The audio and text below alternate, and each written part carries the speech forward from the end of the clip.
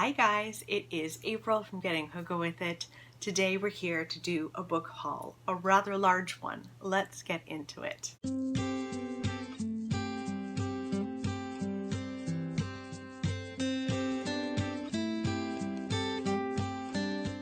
Now, I wouldn't say that this book haul is bigger than my last book haul, which was the most epic book haul I've ever done, but I have quite a few to share with you, and you guys know how giddy I get about books, so I'm so happy to do this. I was totally spoiled by you guys. Many of you sent in books from me from my Amazon wish list, and that is so nice of you. Every time I get something from Amazon, an Amazon package, I just get really excited, except that time that it was a can opener. That was not.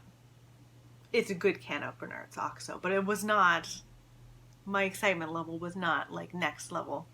The first two books that I have to share with you was sent from Amy. Amy, one of my subscribers, sent me 2 books, which was insanely generous, like beyond generous. And she sent me a little note that said, "Enjoy these books. 2 of my favorites. The color purple is especially timely. Thanks for sharing your books and opinions via your vlog. Hugs and happy reading, Amy."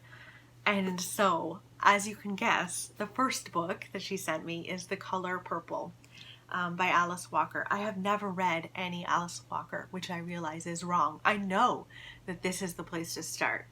Well, it's at least her most popular book. Now, I fell in love with this book cover.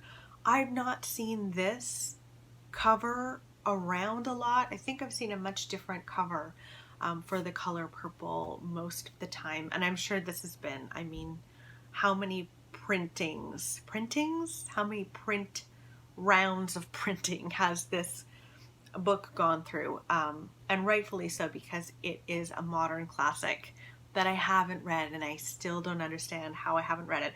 I might have to add this to my summer TBR, even though that is also jam-packed.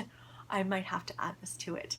This follows 2 sisters, 2 black sisters in the early 20th century in Georgia. They were separated when they were very young, and we follow Sally, I think it's how you say her name, Sally, and Nettie. And at the beginning you get these letters from Sally to God. I'm really eager to read those letters.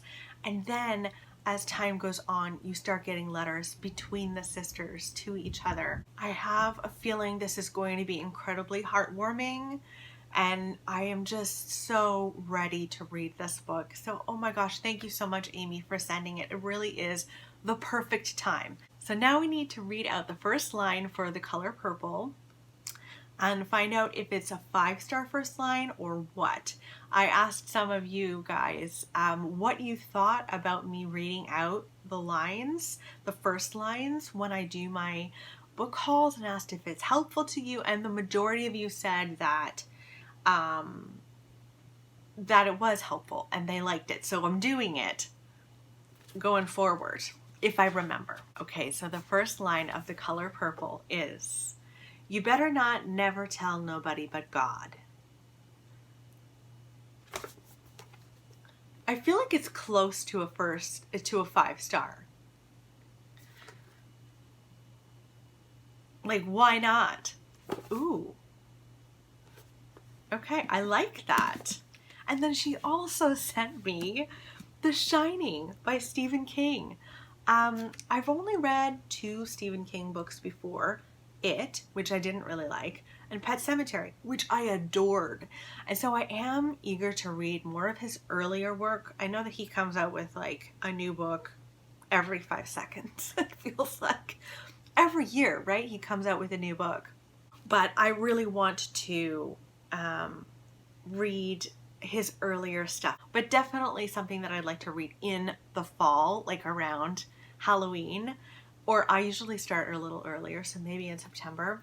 I have watched the movie a million times, but apparently Stephen King didn't like the movie of The Shining. And I'm kind of curious to know why, because I don't know why. I don't know. I don't think that's true. This is about a man who brings his wife and his son to live at the Overlook Hotel. And it is kind of a hotel that's really only there really busy during the summer, and they're going in the winter. I think the hotel might be haunted, and it really affects all of the people at the hotel, especially the man, Jack. I am so excited to read this. I know that there's a sequel called Dr. Sleep or something like that that follows the little boy later when he's older.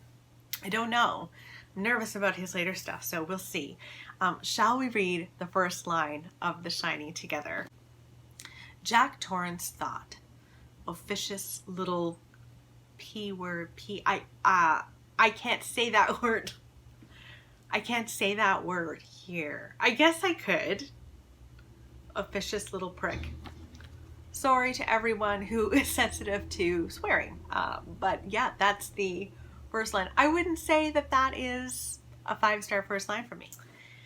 Okay, so next up is a book that Sandy sent to me. Oh my goodness. Sandy is another person who has spoiled me. She sent me Beneath the Scarlet Sky, and she sent What Lies Between Us by John Mars to me, and she wrote, happy reading.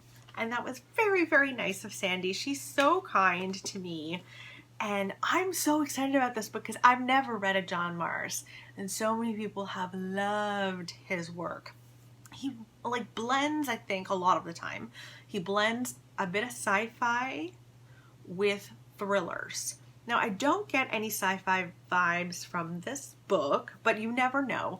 So the whole point of this book is that in this house, there are 2 women that live there. They have perfectly normal lives during the day, but at night, after dinner is finished, Nina helps Maggie back to her room in the attic and into the heavy chain that keeps her there, because Maggie has done something to Nina that can never be forgiven, and now she's paying the price. And I mean, don't you need to know what that is and what happened? I certainly do. So, oh my goodness, thank you so much, Sandy.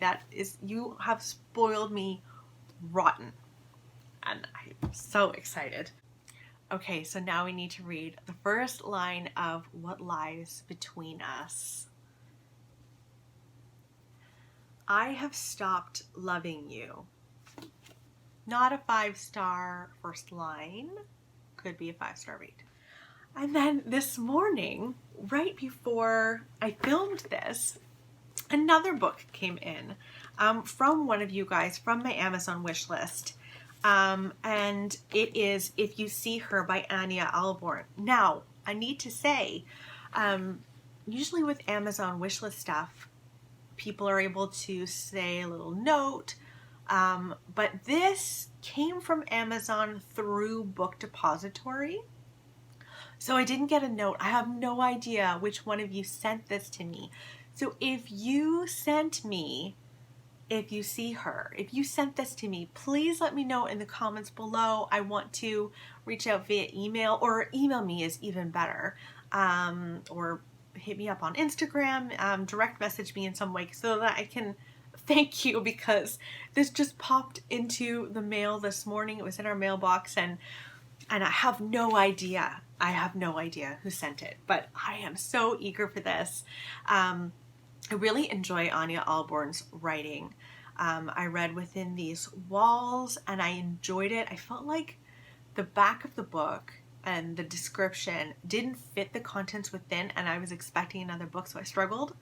But her writing style is fantastic, and I want to read a lot more by Anya Alborn. So this is another ghost story, and you guys know how much I do love a ghost story. So this follows a group of boys, I think, who go to this abandoned home, and I think they've always been terrified of this home. Well, one day one of the boys decides to use the house, sadly, as a backdrop for his own suicide.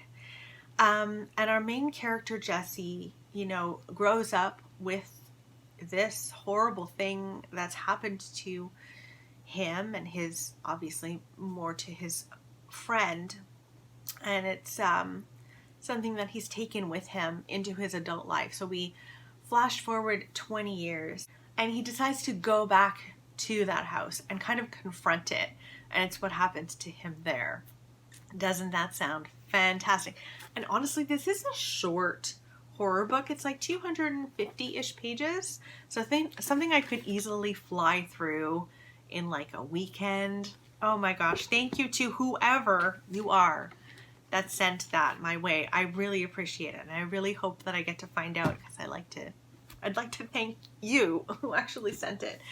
Okay, so now we need to read the first line of If You See Her by Anya Alborn. By the time Jesse realized where they were heading, it was too late to object. Not a 5-star first line. Could be a 5-star read. Okay, next is 2 books that Penguin Random House Canada sent my way. They also spoil me tons, and I'm so excited about this first one. Guys, it's a Canadian author, and it's Mexican Gothic. I only recently found out about this book, and as soon as I read the description, I was like, I must have that. I must read that.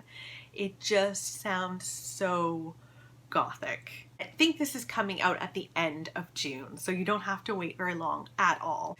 So in this book, we follow Naomi, who receives this letter, this frantic letter from her cousin. And she is calling Naomi to go to High Place, which is a house in the Mexican countryside. And Naomi isn't someone who you'd think would be someone you'd call upon to come to the rescue, because she's very glamorous, and I don't know, she's just a little more high maintenance, I think, but she's also very brave. And so she goes and she sees her cousin, and she's dealing with her cousin's English husband. Is it her husband or fiance? Husband. He's not the most welcoming of characters. So she actually ends up kind of befriending the son, and this house essentially has all sorts of secrets. It's meant to be incredibly Gothic. It takes place in the 1950s. Like, it gives me Tangerine vibes a little bit. Just the way that it's explained, I'm really excited. Also, it gives me My Cousin Rachel vibes. Is anyone, like, if those two had a baby, this might be it, right? Anyway, I'm very excited about that. Let's read the first line of Mexican Gothic. Oh my gosh, I'm so eager for this. The parties at the Tunyon's house always ended unquestionably late, and since the hosts enjoyed costume parties in particular, it was not unusual to see Chinas poblanas with their folkloric skirts and ribbons in their hair arrive in the company of a harlequin or a cowboy.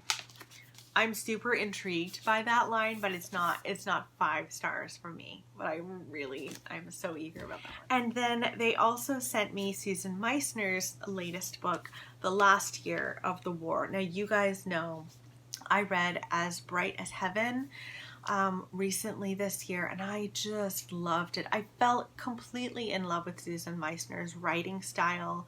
She writes stories with heart, and I just really, really loved it. And so I have bought nearly all of her books, and then they sent me this one. She's also coming out with a new one in 2021, early 2021. So for all you Susan Meissner fans, there's another one on its way. But this is her latest one, The Last Year of the War. So this follows 2 girls. I think they're teenagers. They're 14 years old. One of them, Elise, is sent to an internment camp because her father has Nazi sympathies. And she befriends another young girl named Mariko, and she is Japanese American. And so they meet at this internment camp, and I'm really interested in reading more about internment camps, because that would be incredibly difficult to live in one of those, and I'm just curious about that side of history. So I think it sounds wonderful. I know that this will have so much heart in it because it's Susan Meissner. So now let's read the first line of The Last Year of the War. Will it break my heart right away? I've a thief to thank for finding the one person I need to see before I die. I've a thief to thank for finding the one person I need to see before I die. I think that's a 5-star first line. I really like that. That's really intriguing. So yes. And now we're moving on to a big, huge stack of books that I bought myself. The first one I pre-ordered from Chapters, and I got here so much later than the actual release date, just because of COVID-19 and Canada Post is really making efforts. I think it sounds like they're making a lot of efforts to keep their workers safe. I'd much rather that than get a book on time. So I didn't mind, but I was like at the door every day, like, is it here? Is it here? Is it here? I still haven't read it. It's The Ballad of Songbirds and Snakes by Susan Collins. So this is a prequel to The Hunger Games. And in this world, there are all of these districts, and people are of various classes depending on what district you are in, and you're kind of, you've got your lot in life based on your district. And in this book, we follow the 10th annual Hunger Games, where they take kids from each district and make them fight to the death on camera. It's televised. It's like a reality TV show, which is so disturbing. So this is the 10th annual Hunger Games, and we follow President Snow, who I never, when I was reading the Hunger Games, I never imagined President Snow as being one of the people in the Hunger Games. I think that he's in the Hunger Games in here. I don't know. I'm so eager to read it. I know there's a lot of mixed feelings about this, but I want to know for myself. I want to know. Now let's read the first line of The Ballad of Songbirds and Snakes. Is it going to be 5 stars? I don't know. Coriolanus, how do you say his name? Coriolanus released the fistful of cabbage into the pot of boiling water and swore that one day it would never pass his lips again. I don't think that's not a 5-star first line to me. So Value Village, which is like a thrift store here in Ottawa. I don't know if it's all over Canada. Value Village opened again. So I went to 2 of them. So I'm gonna first go through the ones that I got from Value Village in Canada, and then we'll move to the Barrhaven ones. The first one that I got is Something Wicked This Way Comes by Ray Bradbury. I cannot believe that I haven't read any Ray Bradbury. I don't know whether I'll start here or whether I'll start with Fahrenheit 451. It's kind of a toss-up because they're both so beloved. This follows a carnival, and it takes place at Halloween, so maybe I'll wait for it until October. It follows a traveling carnival. I don't know what time period that this is set in, but we follow 2 boys who discover the secrets, mazes, and horrors of this carnival when it comes rolling into their little town. And I don't need to know much more about it than that. I'm not usually a carnival person. I don't usually love carnival themes in books. I just don't find it very interesting. But this is like a classic. It's a modern horror classic. So I really want to read that. Okay, so let's read the first line from Something Wicked This Way Comes. I have a good feeling about this. First of all, it was October, a rare month for boys. A rare month for boys. That's a 5-star first line. And then I got a couple of thrillers you guys will be happy to know. The first is The Nanny by Gilly McMillan. I have never read any Gilly McMillan, and she's a very, very popular thriller writer. This follows a girl in 1987. Her name is Jo, And when she's very young at this time, her nanny leaves. I think she's asked to leave.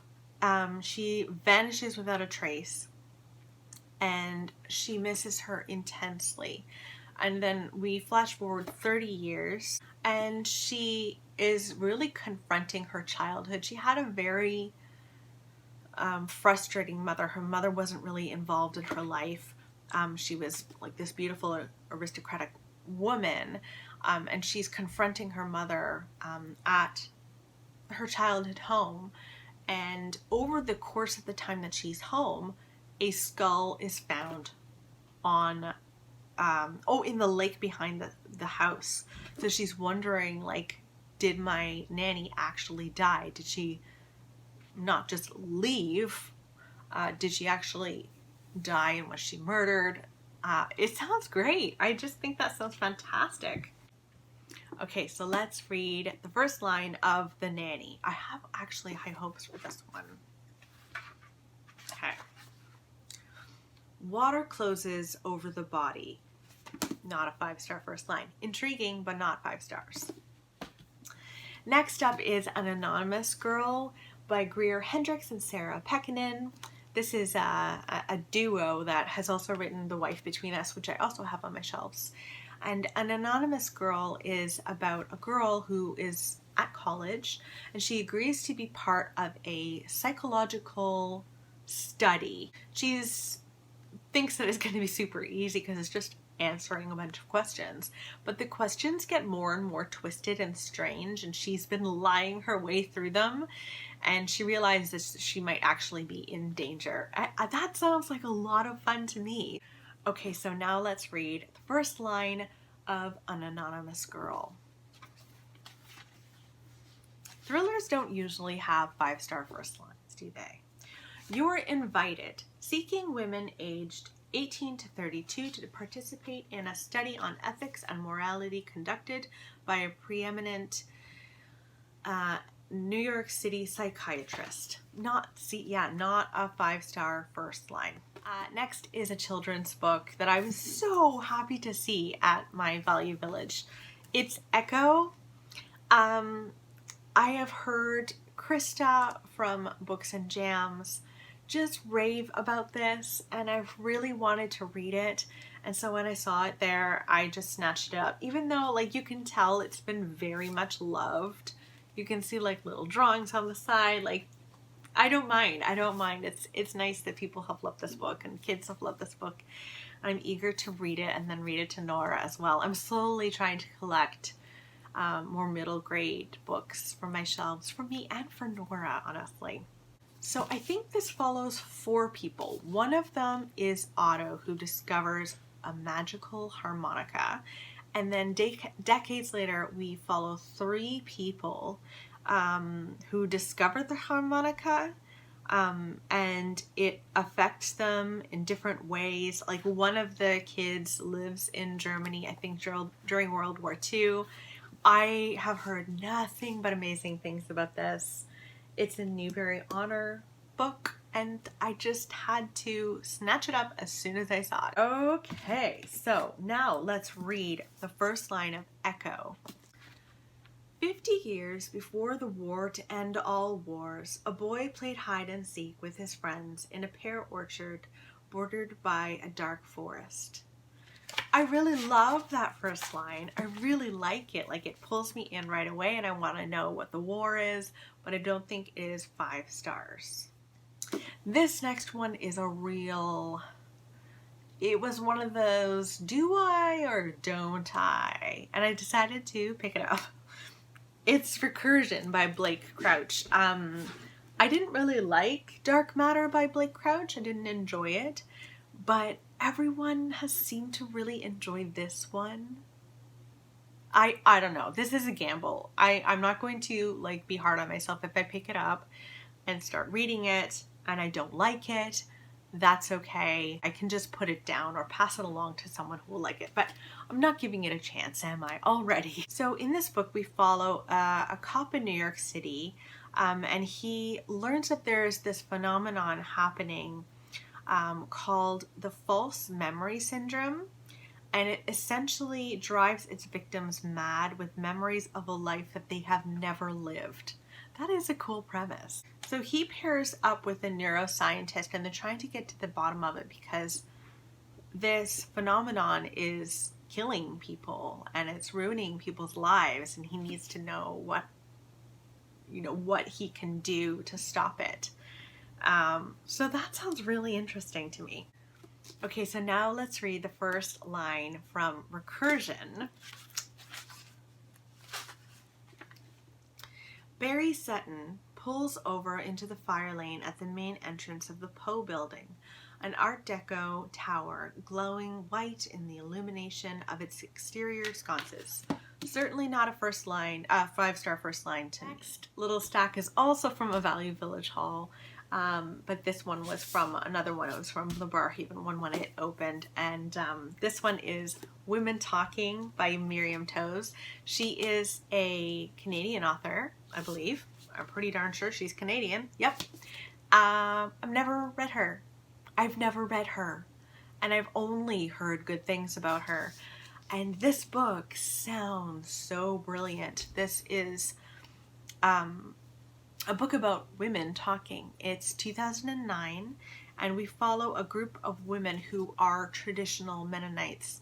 Now, these women are being raped in their beds. We all know that it's someone in the community. It's one man or several men in the community that are doing this, and they're trying to avert blame. And it's about these women having a sit down with one another and talking it out. And just, I don't know much more about it than that, but I think it's going to be amazing. Okay, so now let's read the first line from Women Talking. My name is August Epp, irrelevant for all purposes other than that I've been appointed the minute taker for the women's meetings because the women are illiterate and unable to do it themselves. That's kind of interesting. Like I'm pulled in right away by that. I'd say it's more like a 4-star first line. Someone left Misery at the Value Village, and I'm telling you, no one read this, and it's floppy. Is there anything better? I've also watched the movie for this a few times in my life, and I just love the movie so much. It's very funny and very gruesome. So this follows a novelist named Paul Sheldon, and he's written all of these books, and he's I think his car breaks down or something, and he goes to a house that's kind of in the middle of nowhere, and this woman opens the door, and he finds out that she's like his biggest fan, so she invites him in. He's been injured in the crash, and she kind of keeps him there, and she tortures him, and she wants him to write a book for her, I should say. I'm just so eager to read the book. Knowing that I've loved the movie so many times. I think this would be a really good one for winter. Okay, so let's read the first line from Misery by Stephen King. Number 1. That's literally number 1. I don't even know what that means, so not a 5-star first line. Next is a graphic novel. A horror-y graphic novel, and it is Thornhill. So this follows a young girl. She moves to this town. I think she's quite upset that she's moving there, and there is this old house near where she lives, and she keeps seeing a figure in the window of this old house, and it's like in shambles. Like, this house has been burnt out, it's abandoned, and it's beautiful. It is a beautiful, beautiful book, and I'm so eager to read this. And I think we flash backwards and forwards in time where we are following our main character, and then we go back to that girl who is the girl in the windows. So let's read the first line of Thornhill. I knew it was too good to last. Not a 5-star first line. Okay, and last but not least is Imaginary Friend by Stephen Chbosky. So when I saw this, I actually lunged for it. I lunged for it, guys, and I lunged for it because this was on my Amazon wish list. I have been wanting to read this book ever since Rachel from the Shades of Orange. She reviewed this book because it's got a lot of it's got a lot of mixed reviews, but she was talking about how much she adored this book. It was one of her favorite books that she read last year, I think. And the way she talked about it, I was like, I have a feeling I'm gonna like it. So I put it on my Amazon wish list, and there it was. So yeah, I lunged for it, guys. It is huge with small writing. So there's that, but it follows a single mother who is on the run. She is escaping an abusive relationship and she's leaving with her son. So she goes to this very small community called Mill Grove. Very soon after they move there, her son Christopher vanishes and he's gone for several days, 6 days. Can you imagine how terrified you'd be for those 6 days? He comes out of the woods. He's fine. He's unharmed, but he has most definitely changed. He returns with a voice in his head that only he can hear. And he also has a mission that he needs to complete, which is to build a tree house in the woods before Christmas comes, or his mother and everyone in the town will never be the same again. I need to know. I need to know. So let's read the first line from Imaginary Friend. What do we think? Don't leave the street. I don't think that's a 5-star first line. It could be a 5-star read. So those are all of the books that I got recently. And I'm just so happy about it. Like you can see, I'm so giddy about reading and buying wonderful books, even though my shelves are stacked all over again, but that's fine. I'm fine. Let me know in the comments below what books you've recently picked up, if you've gotten anything recently, library or at a bookstore. I'd love to know. In the description box below, I'm getting much better at including things like my Amazon wish list and also my Goodreads page and my Instagram page. You can also become one of my Patreons if you feel like it. And that'll be linked in the description box below as well. I hope you guys are doing really well and enjoyed this little book haul, and I'll talk with you soon. Bye, guys.